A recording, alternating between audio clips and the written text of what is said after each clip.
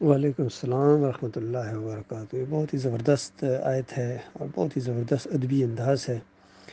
نور السماوات والارض سے مراد یہ ہے، یعنی اللہ اس پوری کائنات کو نور بخشنے والا ہے، پیدا کرنے والا ہے، علم والا ہے، اور روشنی جو بھی اس میں ہے، ایمان کی روشنی ہے، جو بھی سب کا خالق اللہ تعالیٰ ہے، مالک ہے۔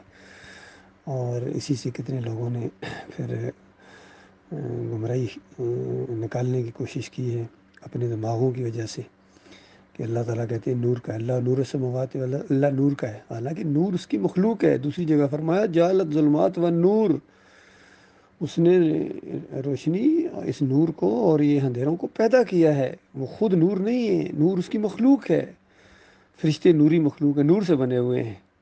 تو یہ جو کہتے ہیں اللہ بھی نور کا بنا ہوا، اصل میں ان کے دماغ میں پہلے شرک تھا، تب انہوں نے یہ کفر گڑا ہے، کیونکہ نبی علیہ السلام کو اسی نور کے ٹکڑے سے کاٹ کے انہوں نے بنانا تھا۔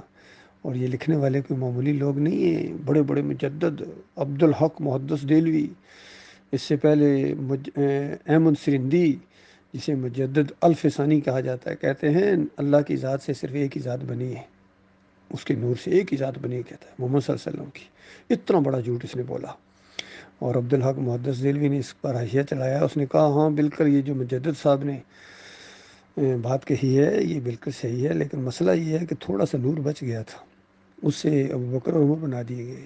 اندازہ لگے یہ نیلے کے اوپر دیلا مارتے رہے، بجائے اس کے کہ پہلوں کے شرک کا رد کریں۔ پہلوں کی شرک سے اوپر انہوں نے شرک کیا ہے، جس طرح یہودیوں نے کہا عزیر اللہ کا بیٹا ہے، تو عیسائیوں نے بجائے اس کے کہ ان کو منع کرتے، انہوں نے کہا وہ بھی ہوں گے لیکن ہمارے اصل میں ہیں عیسیٰ علیہ السلام اللہ کے بیٹے۔ آخری امت آئی، انہوں نے بجائے اس کا کہ پوری زندگی ان کا رد کرتے، یہود و نصارہ کی شرک کا رد کرتے، انہوں نے کہا کہ ہمارے نبی محمد صلی اللہ علیہ وسلم اللہ کی ذات کے ٹکڑے، براہ راست اللہ کے ساتھ معاملہ ہے، اللہ اور محمد ایک ہی چیز ہے۔ طاہر القادری کہتا ہے ایک جو ایک نو دوجا کر جانے او کافر تے مشرک کے، اندازہ لگائیں ان کے دماغ کے اندر۔ اور یہ ہیں ہمارے ڈاکٹر اسرار صاحب جو مجدد الفسانی کے گن گاتے ہیں، اپنا شیخ مانتے ہیں، شرک و کفر پھیلانے والے یہ صوفی جتنے سارے کے سارے اس کے شیخ ہیں۔ تو اصل میں اس طرح بربادی ہے انسانوں کے اندر۔